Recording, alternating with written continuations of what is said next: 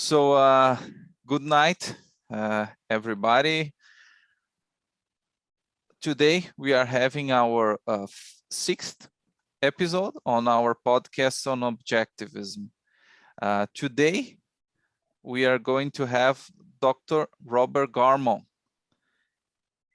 He's a graduate of the Objectivist Graduate Center, one of the first graduates from the center in the end of the 90s.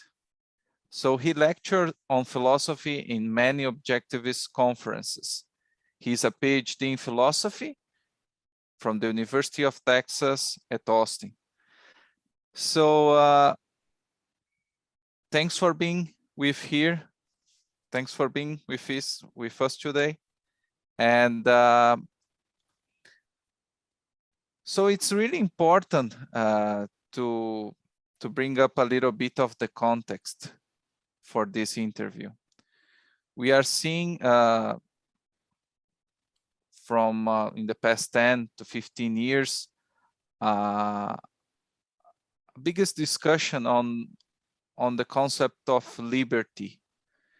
Not just the classical version we are used to as libertarians, as objectivists, but we have seen a growing movement on trying to redefine the meaning of liberty, the meaning of freedom. In Portuguese, we translate it just as liberdade, one single word, but we see that in English there are many different meanings that can be applied to the term. So as good objectivists, we always try to define the terms clearly. And the first philosopher who discussed it in more detail was Locke, John Locke. And our interviewee today, Dr. Robert, has an extensive work on discussing really the importance of liberty, especially the problem with John Stuart Mill. But let's go step by step.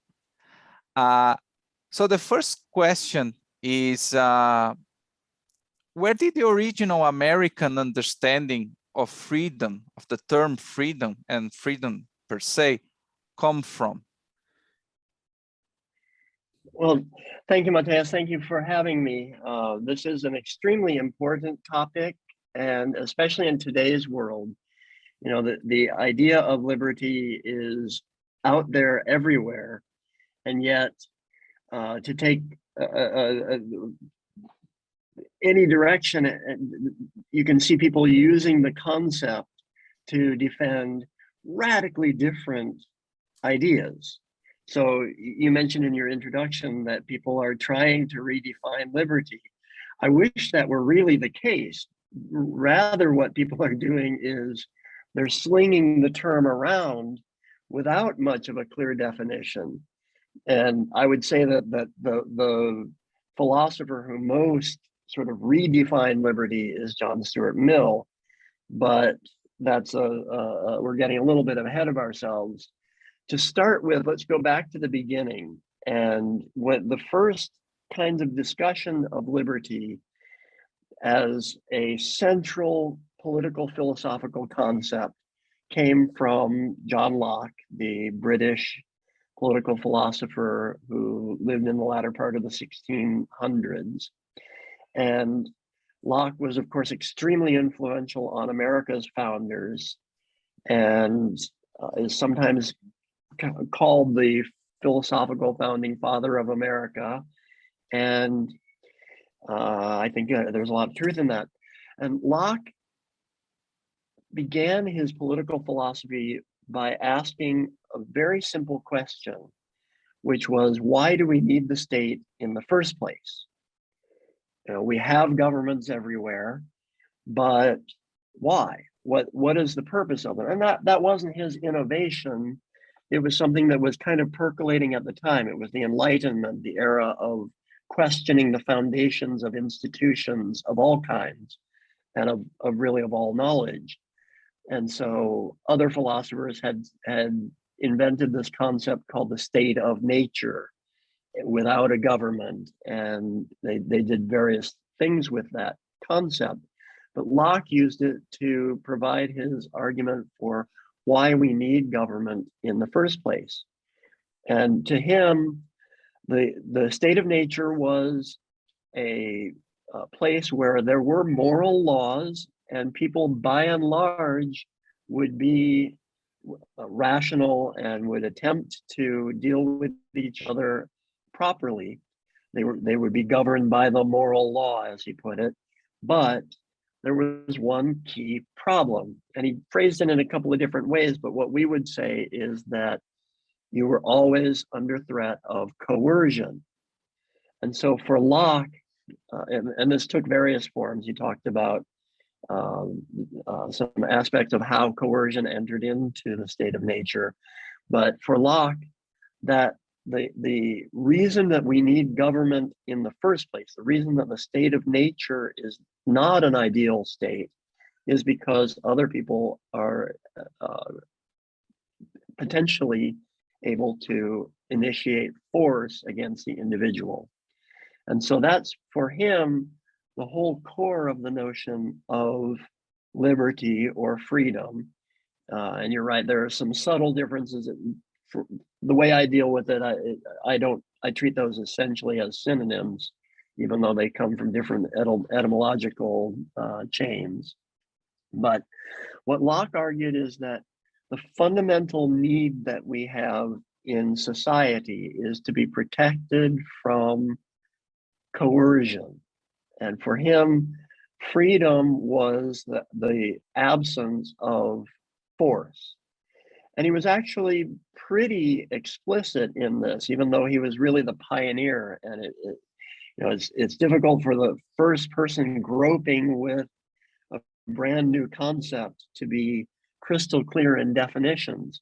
But Locke himself says very clearly, particularly in his letters concerning toleration, that ideas or social pressuring, or even he gives the example of a church which excommunicates someone from deviating from its dogma.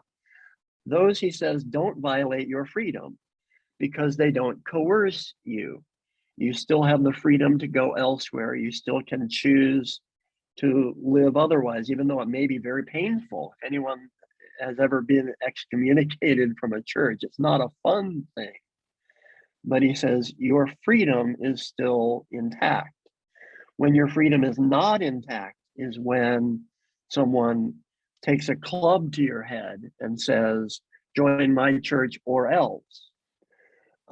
So letters concerning toleration were particularly to do with intellectual freedom, but also in the realm of what we now would call economic freedom. That's not Locke's term, but your rights to property, for example, were very important to Locke.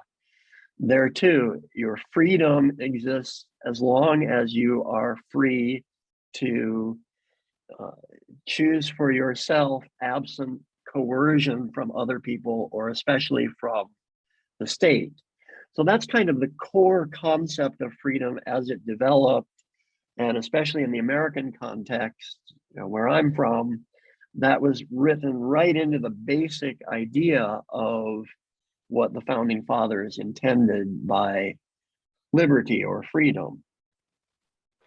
Other than this idea of freedom being like you're free from coercion, other than that, like what else does Locke use to ground his political theory? I'm not quite sure I understand the question. As far as his concept of freedom, he's very clear that freedom is simply the absence of coercion. Now, he had a bunch of other theories as well. So, like if you're talking about specific issues, yeah. Okay.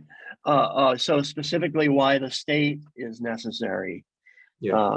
Well, Locke had actually something that's quite distinctive about John Locke is that he really begins with not political philosophy sort of out in space, but he actually was most proud of his work on epistemology. And so for him, everything is rooted in epistemology, the theory of human knowledge. And in particular for Locke, he had a what I sometimes call an activist epistemology. In other words, for Locke, you haven't understood something unless your mind has actively processed it, seen what he called light and evidence. Light meaning the human reasoning process, and evidence meaning the facts of reality that ground it. And Locke says in the Letters Concerning Toleration that if you haven't yourself seen the evidence and engaged in the reasoning, what you have is actually not belief at all, but a species of ignorance. And so for him, that was part of his foundation of freedom, the idea that the individual must be left free to process, even if he comes to mistaken beliefs in the end, still that freedom is the essential part of the ability to think on his own. And so Letters Concerning Toleration were particularly talking about religious freedom and freedom from censorship. So his idea was that if you force someone to join the Church of England, for example, or if you deny them the right to read banned books and so on, what they have in their mind is not going to be actual understanding, but simply obedience. And so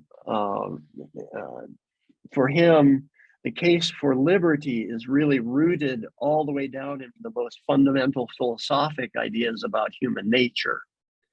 So I don't know, I'm not sure if that answers your question, but. Yeah, it does, it does. You know, when you say, just taking it, let's say, at face value, sounds a lot like the ideas of Rand, even though I know that once we get into like the minutia, there are differences, but it's just interesting to see that. And also this will probably be something we'll discuss later on when we get to Ayn Rand.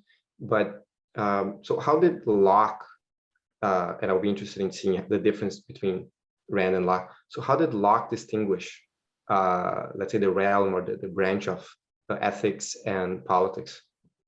Yeah, for Locke, and this was very important to his idea of freedom, the idea that there's a separation, there's a distinction between the realm of the political and the realm of the moral or ethical. And this for Locke is absolutely fundamental, because the whole idea is that you must be free to use your own reason, even though some people will use it in ways that are wrong, either mistaken factually or erroneous in their reasoning, or even immoral. And Locke very clearly says that what is wrong or bad or unethical in our terms is not necessarily what is illegal. Locke says that as long as it doesn't initiate force against another person, that is legally allowed, even if it's not ethical. So in modern terms, you know, for example, dishonesty, unless it actually initiates force against another person through fraud, for example, or false advertising, but pure dishonesty, I tell you a lie about where I was last night, that doesn't initiate force against you. It doesn't coerce you. You may believe it or not. You may ask questions or not. You know, if it's my wife, she might ask more questions, but I haven't initiated force against someone unless that's a form of fraud. So for example, I tell my employer that I was on the job when I wasn't, this sort of thing.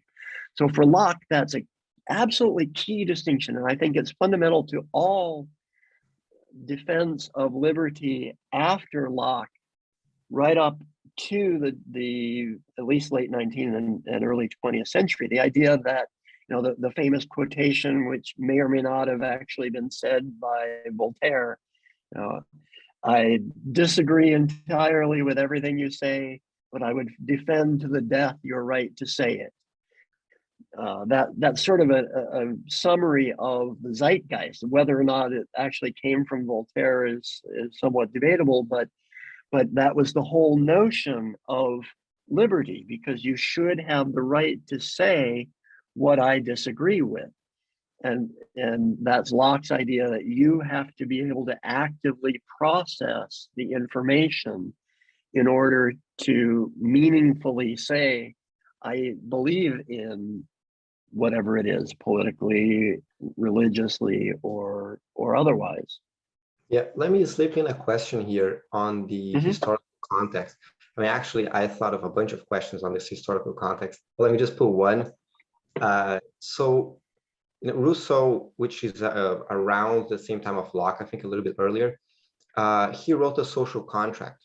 And so, I think Rousseau and Hobbes and Locke, I think they're kind of like, in philosophy, we study them as like contractualists, right? They're all trying to understand exactly what is this role we have with what this relationship we have with other people and the state, and why does it exist? Does it need to exist, and so on?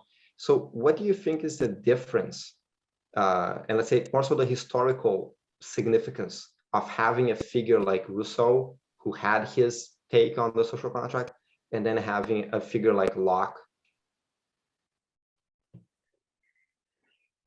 That's a really interesting question. And I have to say that I'm not an expert on Rousseau. So I can't speak to details on Rousseau's philosophy. But I would say in general terms, Rousseau was kind of enamored with the idea of the noble savage. It's a famous phrase from his work. And the idea that in the state of nature, actually, we were in a kind of Eden, and that it was the notion of entering society that caused the downfall from that Edenic state. And so for Rousseau, actually, the pure savage in the forest doing exactly as he pleases was not a source of violence and coercion and backwardness, but rather that was the sort of purest form of human nature. And for Rousseau, anything that we piled onto it through artificial conceptions, including the state, was actually destructive. And for Locke was having none of that. Locke believed in the efficacy of human reason, and that reason was the basis of all knowledge. And he doesn't say this as such, but you can make an argument that he grounds ethics in reason as well, although he doesn't really talk much about meta-ethics or ethics per se. He sort of brackets that out because his attention is on the political. But for him, reason is the foundation of everything, even religious belief. And contrary to some commentators, I think Locke was very devoutly Christian. Some people make him out to be a closet atheist because of his rationalism, but I think that's bonkers. He's clearly very passionately religious in his viewpoint, and he writes great tracts on theology, which are fascinating to read, even though I'm not religious myself. But for him, reason is even the foundation of Christian belief. And so everything for him comes from reason, and that includes the reasoning among individuals, and that includes the development of society and government and all the rest of it. And so those two are really on opposite poles. And in almost every particular, they come out in opposites. Even though I can't really talk to the details, I actually have been meaning to get back to Rousseau because it's an amazing read, and I actually love reading Rousseau. But it's been many years since I've done so. Yeah, I mean, one of the advantages is that I think Rousseau's writings are a lot clearer than a lot of other writers, especially like Descartes and so on. It's more intelligible. Like it's easier to understand what he's saying and therefore to disagree with, as opposed to some other thinkers, which is kind of foggy. But just to switch gears and go to Mill. So now we're jumping about 100 years in terms of history. So one of Mill's most famous book is On Liberty, whereas he is presenting in part a view of liberty that is a little bit different from the view that Locke had. So can you comment on what do you think is the essence of the book and then of Mill's view of liberty? Okay, yeah. So you're jumping ahead, and I've sort of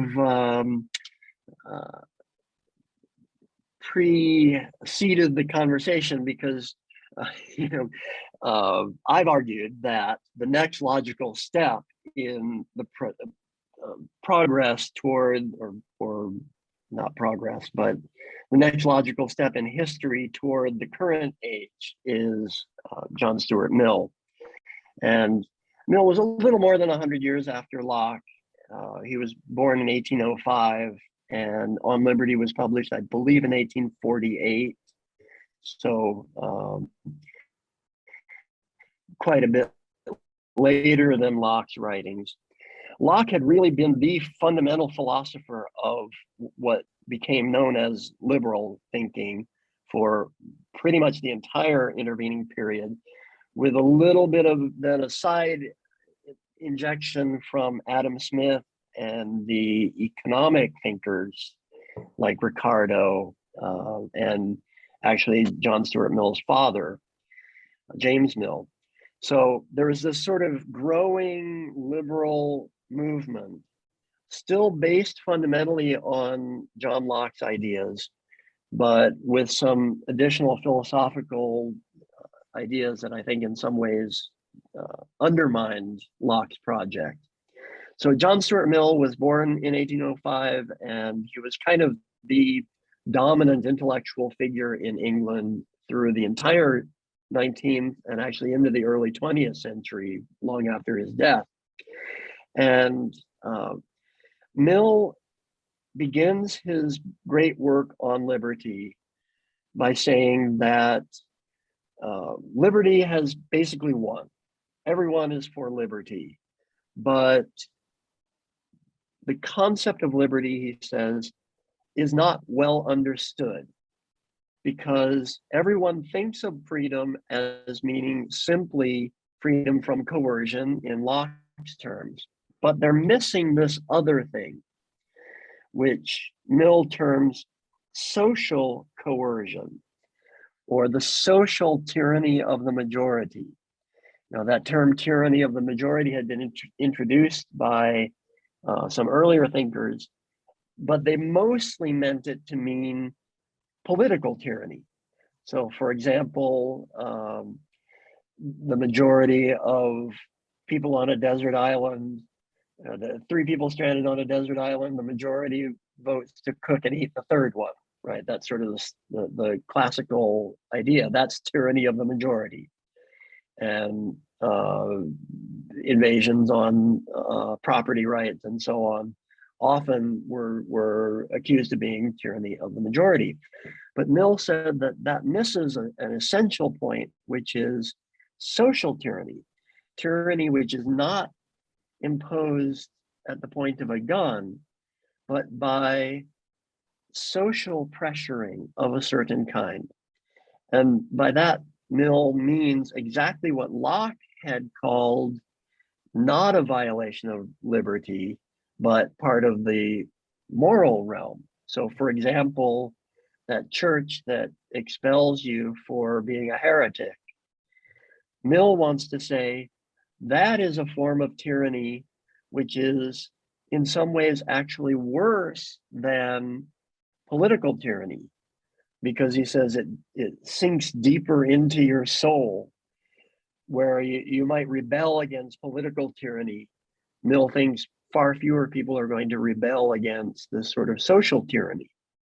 And so Mill says there needs to be just as much protection against the social tyranny of the majority as there is against political coercion. And now that was kind of not noticed to be such a radical departure for many, many years. And people thought of this as a simple, here's this bucket that is the concept of freedom, and now we've just put some new things in there that we should also consider to be part of our freedom. And most people, right up to this day, when they read John Stuart Mill in the context of John Locke, don't really see that there's much of a contradiction. But I've argued that actually what Mill is doing is to undermine the entire project of liberalism and the entire case for freedom that John Locke established. Because whatever the status of, for example, excommunicating someone, morally, when you break down that wall between the sphere of the moral and the political, I think the whole concept of freedom falls apart, because freedom is precisely that concept which establishes the sacrosanct realm of private individual morality. And so once you say that, for example, a microaggression, to jump forward into today's world, can be tantamount to coercion and therefore must be answered by coercion against it, then you've really destroyed the whole notion of freedom of conscience, because now anything you say can be held against you. Once you have this notion that there is no distinction, then what would be considered private acts of moral persuasion actually become coercive. And so when we find ourselves in today's world, where on the university campuses, for example, no one can even give a lecture that someone disagrees with without being shouted down, banned, so-called canceled, which is a term used in many different ways and in many fuzzy ways. But we see that really the whole concept of liberty has lost any meaning. And I think that is what Mill accomplished with this tiny little seed of a definition. And people say, oh, that's all semantics and just haggling over definitions and how many angels can dance on the head of a pin. Well, now we're seeing it's not about angels dancing on the head of a pin. It's about people shouting down speakers, and it's about people losing their lives and their careers and their livelihoods because of John Stuart Mill's definition of freedom. So let me bundle a couple of questions together. So the first is the description you're giving of Mill's take on liberty and the consequences of his take seems they sound very subjectivist. So if I think I subjectively have a feeling, I forgot the word that he uses, technical term he uses.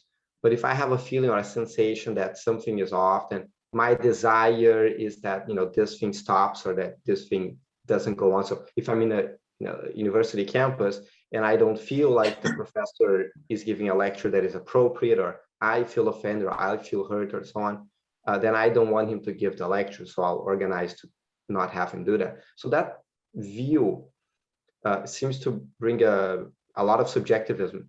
Well, let me pause for a moment, pause you for just a moment there, put a pin on that. But I'm going to defend Mill a little bit against that claim. And many people have made that sort of argument, but I actually don't think there's a lot of subjectivism in his philosophy, but that's not exactly where it is.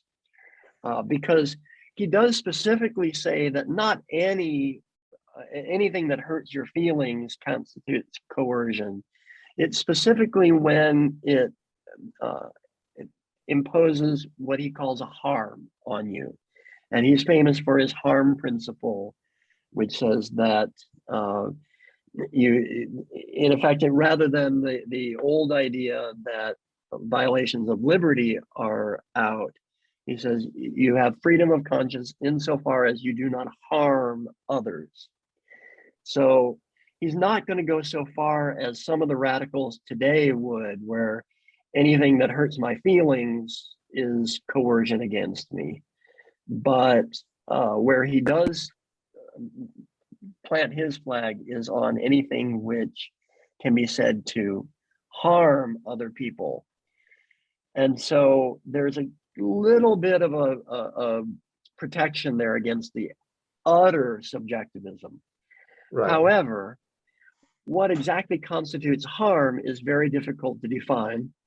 And of course, for example, in a university context, people are giving grades, and that can be considered to be a harm if it's in fact influenced by disagreements and so on. So it's a wall that's maybe not as solid as Mill wanted it to be. But where the subjectivism comes in, I think, is in the notion that of what constitutes, or what the goal is. And this is off on a little bit different tangent, but for Locke, reason was the essence of human nature. And so the goal was to protect the flourishing of human nature, and therefore the flourishing of human reason. And you're right, there's a lot of resonance with Ayn Rand's ideas. For John Stuart Mill, the goal is what he calls individuality. And individuality is, I would say in my context, or in an objectivist context, is a consequence of reason, because we're all going to apply our reason in different ways and with different factual inputs and so on. So I'm going to have different tastes than you have. I'm going to have different career goals than you have, and so on. And so individuality comes out of reason and freedom. But for Mill, individuality is a fundamental goal of politics. And so for him, the key and one key concept, or one reason why he thinks we have to define liberty in this broader way, is to encourage so-called individuality, so that the encouragement of what he called experiments of living. So people, I lived in Austin, Texas, which had the famous saying, slogan, "Keep Austin weird." And you'd see people. There was a guy who was famous around town for being a transvestite or transsexual of some sort. His name was Leslie, and he had a full goatee and always wore dresses and high heels, and was very flamboyant around town. There was another guy who had his entire body tattooed with lizard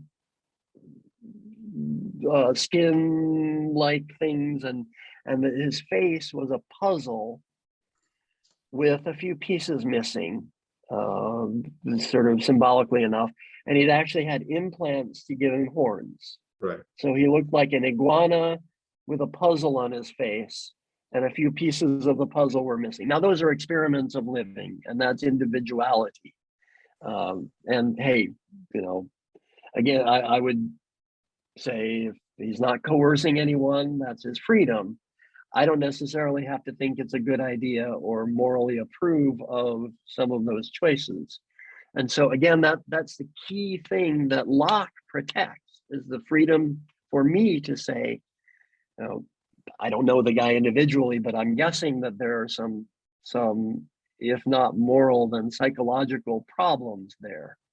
But Mill would say that that you cannot judge him until he's coercing someone. So the definition of both the moral and the legal realm is in terms of coercion for Mill. So there actually is no distinction between ethics and politics on Mill's view. So that's where the subjectivism comes in. Yeah, that's a good clarification, and it's a good defense. You know, we're not just punching down Mill. But let me ask, but on a punching down Mill note, let me ask you a question that it's a little bit, to put it mildly, it's a little bit psychologizing. So I've read Mill's autobiography, and one of the interesting things that he talks about is the amount of, let's say, pressure that he suffered from his father, right? So you'll be this, as you were describing, like this external thing, the social pressure on you having to do things or living up to expectations. And as a child, you know, he's famously began like studying like Latin or Greek at like 3 and an 8, and he had like this very rigid, and he had like to read Plato and explain what he was reading to his father and stuff. So he had this like notoriously rigid father, and I can imagine the amount of social pressure that created.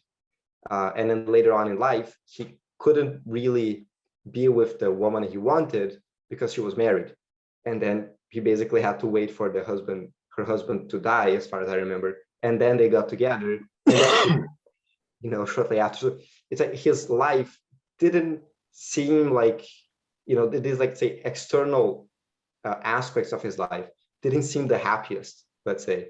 So then my psychologizing question is, what do you think his context, the experiences that he had growing up and so on, what did that contribute to this particular view that he later on developed? Yeah, I'm glad you've read the autobiography. It's actually a fascinating read, and I think it does put all of his views into a certain context. James Mill, his father, was a very strict utilitarian, meaning that he believed that all of ethics and politics was defined in terms of utility, social utility. And so what is good is what brings the greatest overall happiness to society.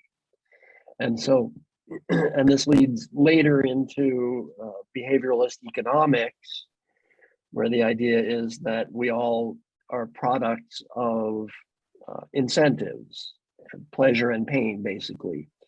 And without getting into all the details, when John Stuart Mill was born, he was the first of James Mill's children. And James Mill and Jeremy Bentham, who was his close friend, decided that the right way to raise John Stuart Mill would be as a perfect utilitarian. And they even referred to him as an experiment, which is not exactly a liberal idea, even though they both considered themselves to be liberals. But what a cruel thing to do to a child. And yes, as you described it, he was subjected to an excruciating education including, yes, beginning Latin at age 3 and Greek shortly thereafter. And this was at a time when there were not publicly available or popularly available dictionaries of Greek in particular. And so he would have to take the text to his father, who was busy writing his history of India, and interrupt him for the definitions of words, which I imagine didn't meet with a lot of parental warmth. So John Stuart Mill was raised as this sort of all-brain intellectual creation, Latin and Greek in his toddler stage, and by age 8 he had read all of Plato in the original, and by, I believe, 11 or 12 he was helping to edit Ricardo's Principles of Economics. And in his late teens or early 20s, he had a complete mental breakdown, and predictably so. And I do see a lot of his ideas about encouraging individuality coming out of that notion. So you said this is sort of dunking on Mill. I actually think it's sympathizing with Mill, and there would be an amazing movie in that biography. And then, yes, later in life, John Stuart Mill fell passionately in love with a woman named Harriet Taylor, who was married to a man much older than she. She was, I believe, in her early 20s, and he was in his 50s, ungodly old like me. And he was a very wealthy man, and he was actually a very good man, but they had no real love in their marriage. And then she met John Stuart Mill, and they both fell passionately in love with each other. And actually, her husband gave them an amazing latitude. He must have known what was going on, but allowed them to spend their nights together in endless philosophical conversation. And a lot of people would end that with a chuckle for many, many years and say, yeah, philosophical conversation. But actually, I say recently, in the late 60s, a trove of letters was discovered between Mill and Harriet Taylor during that miserable time of their knowing each other, which seems clearly to imply that they actually had a purely platonic relationship. All that time they were alone together discussing philosophy. They were actually alone together discussing philosophy, because Mill, despite his pains to individuality, he was actually himself an extremely constrained and Victorian personality. And when they first met, Mr. Taylor, what was his first name? Anyway, her husband was in very poor health, and everyone assumed that he was going to die soon. Well, that didn't happen, and he continued living for, I believe, another 15 years or something. And so they had this tragic love. And of course, in today's world, and a world where individuality was in fact prized in the right meaning of that word, of course, she would have been divorced, and they could have had their relationship, and it would have been perfectly moral and legal.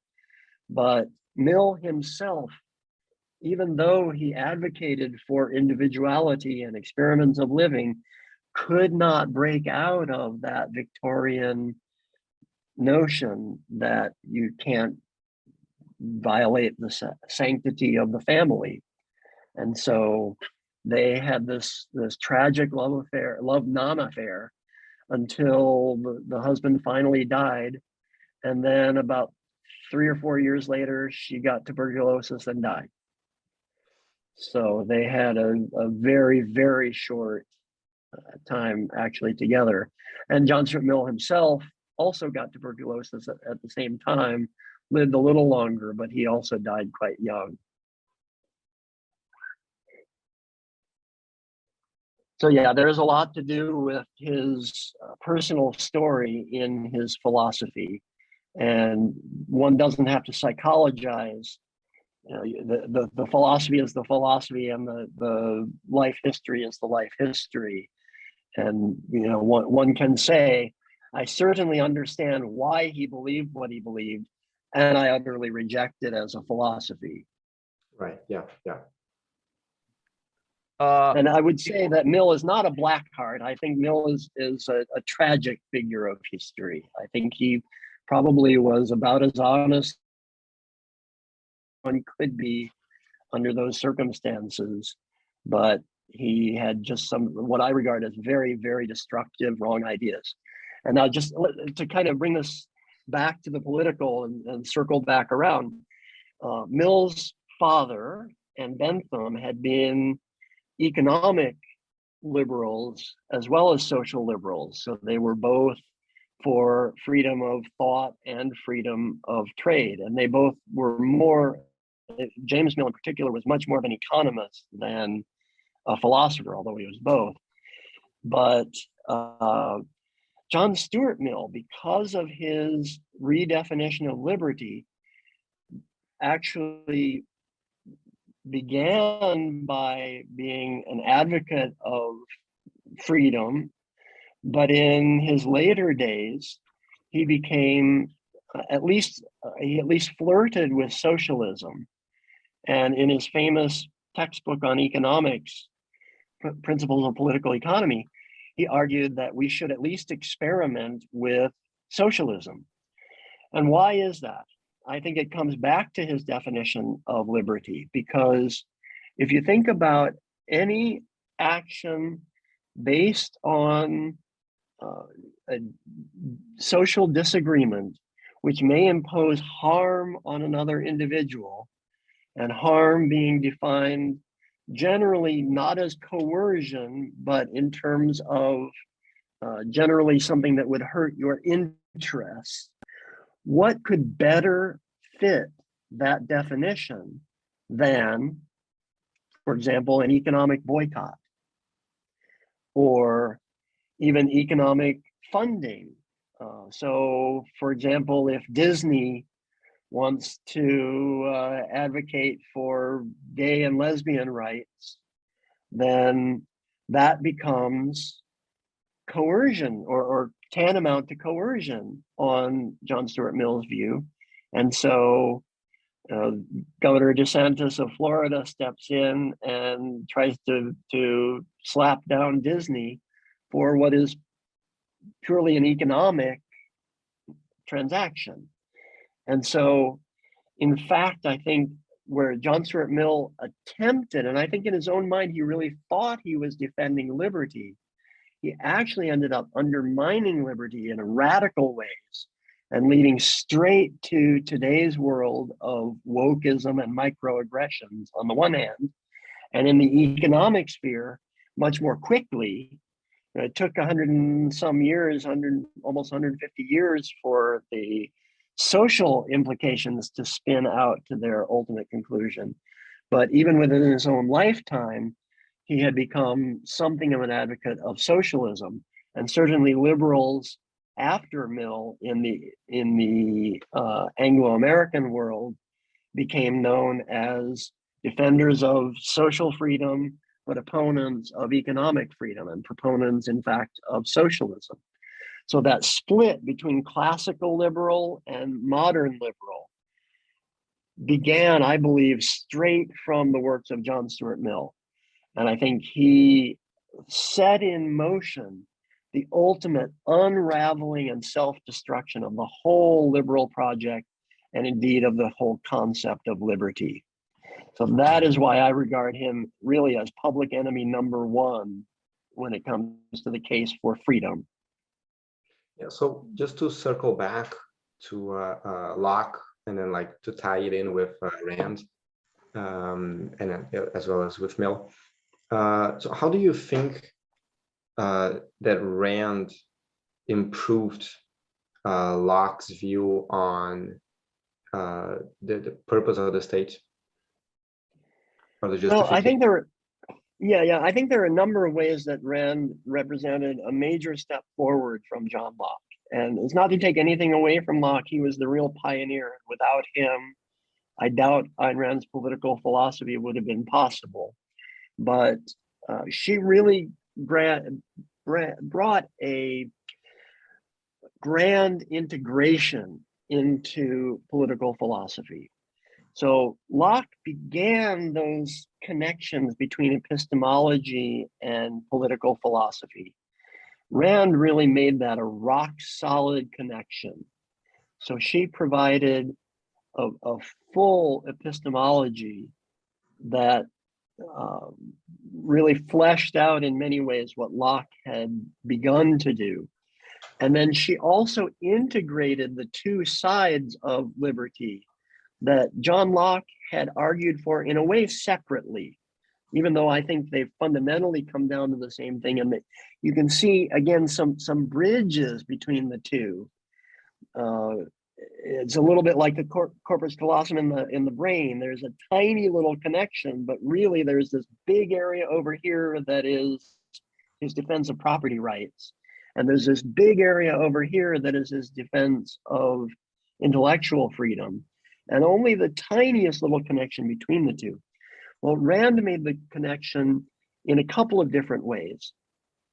First, Rand argued that economic production is also a product of the reasoning mind. And that therefore, just as conscience and belief about religion and whatever else must be left free as a product of the free, independent reasoning mind, so economic activity must be left free as the product of the reasoning, independent mind. And of course, she was helped a great deal by the Austrian economists who were talking about the problems of socialism and the calculation debate and so on. Really, really fleshed out the ways in which that is. Although sometimes they spoke in different language, you can take from them a solid definition of how economics is really rational. So that's one key idea, that economic productiveness and conscience are really the same freedom. And the other thing that I would point out is that she did provide a fleshed out and well-grounded ethics, which Locke really didn't do. And I think because he was so profoundly Christian, he sort of felt like that's in the Bible, we've got the 10 Commandments, we're good. But Rand, of course, came after Nietzsche and the 20th century, or early 20th century anyway, of nihilism and subjectivism and skepticism. And I don't want to make her sound reactive. She was an integrative philosopher. And so she provided a foundation for ethics, and in particular, an ethics that's grounded on life as the standard of value. And so in every realm for her, it's man's life that is the ultimate goal of value. And so then when you come into political freedom, you've got that foundation.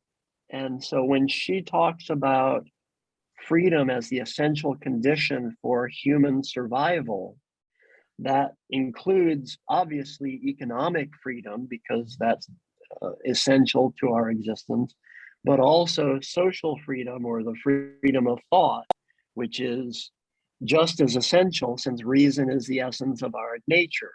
So where Locke had these really exciting connections to make, and if you look back, having understood Ayn Rand's philosophy, you can say, oh my gosh, Locke was onto it, but he never had the, one human lifetime wasn't enough. He was a genius philosopher, but he wasn't enough of a genius philosopher to put it all together in the course of one human lifetime. So he left us these magnificent connections, but he didn't flesh them out clearly. And that left the door open for John Stuart Mill to come in and say, Well, yes, I see your point about freedom from force, but what about this other idea, which is freedom from social pressuring? And so Locke and his followers were in no position really to defend that. And now I'm going to take another step back, and I'm sorry I'm sort of filibustering here, but you touched on some things that are dear to my heart. What Locke says, or what Mill says about individuality, is not entirely wrong. As I've sort of hinted at earlier, you know, we do need individuality as a consequence of our freedom. And in fact, much of what's, for example, the cancel culture, much of what it's going after is truly abhorrent stuff, racism and misogyny, and at least at its root, when it gets into some of the things that make the news, it's pretty absurd. But they're not wrong that racism is a horrible moral evil. And so if all you've got is John Locke saying, wait a minute, only coercion counts, and then you've got this horrible evil like racism, the impulse is there to say, well, why not integrate those into this concept of freedom? And we should have freedom from racism, just as we have freedom from coercion. And so without that complete integrated philosophy that Rand provided, John Locke provided some amazing insights, and they were enough to get the whole Industrial Revolution going and get the whole American project going. And it was a fantastic achievement, but they couldn't withstand a fairly simple assault from someone who simply wanted to redefine his terms. Yeah, so I mean, you just brought up the Industrial Revolution. I mean, Locke comes before Adam Smith, and who is regarded as, let's say, the founder of economics, and the Industrial Revolution, as well as the American Revolution, so the founding of the U.S. And Rand comes a lot after. And so, what do you think these events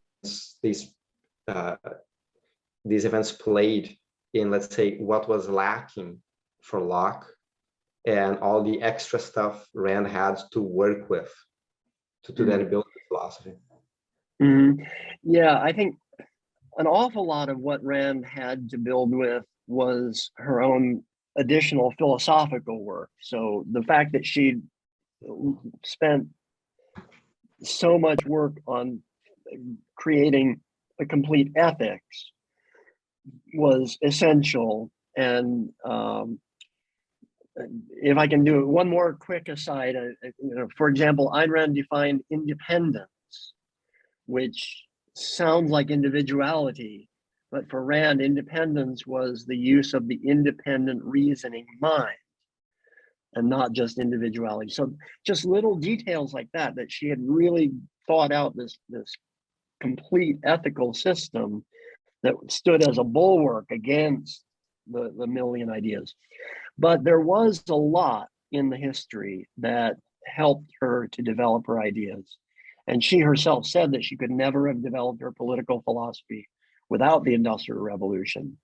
And so the fact that you could see, in particular, the connection between science as the application of reason to the solving of human needs, that's something that even Aristotle could not possibly have imagined. It simply was, there was this scientific reasoning over here, and then there was economics over here, but no particular connection between the two when people were doing the same jobs the same way that had been done for thousands of years. So it took that spark of the Industrial Revolution, which was happened just after John Locke, and I would argue it's not entirely a coincidence, although you can't give him full credit for the Industrial Revolution. And then the economic ideas, which came from, yes, from Adam Smith, and then later from the Austrian school economists, and actually even from John Stuart Mill himself. If you take out the chapters on socialism and put them to the side, most of his economics is extraordinary. So that whole body of economic theory, as I hinted at before, the calculation debate really brought out the ways in which individuals are reasoning about their life circumstances, their scarcities and their needs in ways that give rise to productive enterprise, and the way in which the entire market is a massive integration of reason into one giant rational system, even though there's no one reasoning body that's responsible for it. That whole philosophical and economic realm was unspooled between the time of John Locke and Ayn Rand. So she had an enormous benefit from where she stood in history.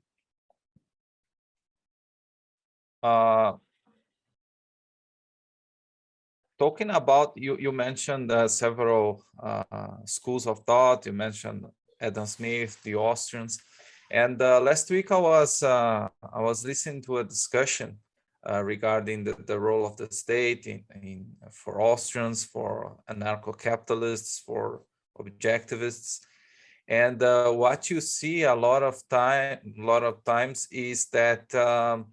Especially the Austrians right now, they are on a deep crisis because they are looking for an ethical theory to be like the foundation for everything they've accomplished, good things they've accomplished in economics, and I think in this context.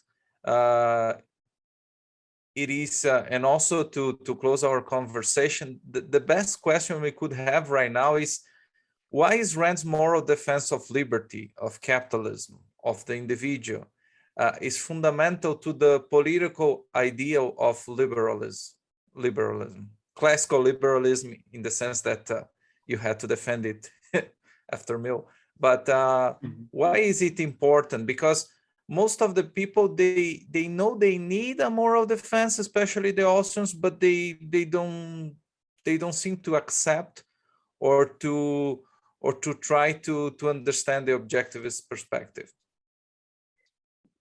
Here comes my son Roman to join the conversation. Hello, Roman. Hello. Oh, thank you. That's very nice. Halloween. Left over from Halloween. Thank you, Roman. The time difference is so big, you know, that it's May, we're in Brazil, it's May, but you're in China, it's already October. It's just unbelievable, you know. Yeah, that time difference is enormous. Yeah. So I would say that the connection between Rand's ethics and the case for freedom, and specifically the economic case, is really important. And a lot of economists want to keep economics sort of value free, and in some sense economics is value free, but in the sense of economics as a defense of capitalism, I think can't really be value free, because just to take one example, if you are in fact let's say a member of some millennial death cult, and an Austrian economics professor gives you a perfect case for how the free market leads to prosperity for everyone, and everyone becomes more happy and has more options and more opportunities. And even you in your death cult, you have more opportunities. And the death cultist is going to say, I only want one opportunity, and that's to die and go to heaven. So you're not going to be able to have any real purchase at root when you're arguing against someone to defend capitalism, unless you have a whole, at least the basis of an economic theory, of an ethical theory.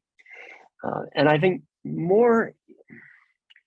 even more fundamental than that, I think there's much in how we think.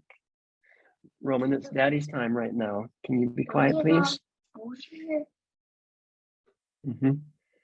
Roman, can you be quiet for, I'll be just about 5 more minutes, okay? Okay, thank you. So there's the idea that you need to have a foundation and values in order to defend the free market, and I think specifically a life-based ethics is essential. But I think also there's more to do with the way that we think about economics. The whole notion of economics as a science is based on the idea that production is good, that we should want to produce more to make human life more successful and human thriving more possible. So it's the way that we even think about economics to begin with. And you look at the way most people are deeply ambivalent about the whole notion of economic progress, and you can see that economics really needs to have that foundation in at least certain elements of ethics. And I think Ayn Rand's ethics is ultimately the only one that consistently provides a defense of the rational, self-interested, productive activities of capitalists in a free market. Thank you, Roman. You can eat that. So my rousing climax was a little bit interrupted. I know it's not chodofu, Roman, but I don't need that. You can have it if you want. Okay, I'll try one bite, okay? Yeah, it's yummy. You can have that now. So would you like me to re-deliver some of that rant, or? I think we can edit it. Or is it okay with the interruption? No, not a problem. Either we edit, we can blur his face and then just edit the parts, whatever. I think that's fine if that's okay. All right. I believe the real point that we wanted to emphasize with this question is that really what you see in the libertarian on the pro-freedom world right now is really a clear phenomenon of a cherry picking, right? You are like in a big jungle, and then you have some things that you believe in economics, but at the same time you don't even know why an individual should be productive, or I mean to go to work the next morning. So it seems that you think that capitalism is good, but at the same time you don't want to go to work the next morning because you don't feel like it, or you don't have a clear purpose in life. So I do think that objectivism gives you this comprehensive and integrated view on existence. And after, of course, going through all the branches, you can understand why capitalism makes sense, why you should be productive, and the entire meaning of the existence itself, in philosophical terms at least. So it's really nice to introduce this aspect, and also to be able to do this timeline we did here, going beginning with Locke and going to discuss Mill and Rand. I think we were able to have like a clear arc of liberty. And this discussion has big impact on our current situation, on our current context. So I think it was it was really a necessary discussion. And yeah, I think not even the specifics of the philosophy, but the whole notion of integrative thinking is really something that most philosophers have made war on for the last century and a half. And so, and that's also something that Mill has something to do with. I'd like to thank you, Robert,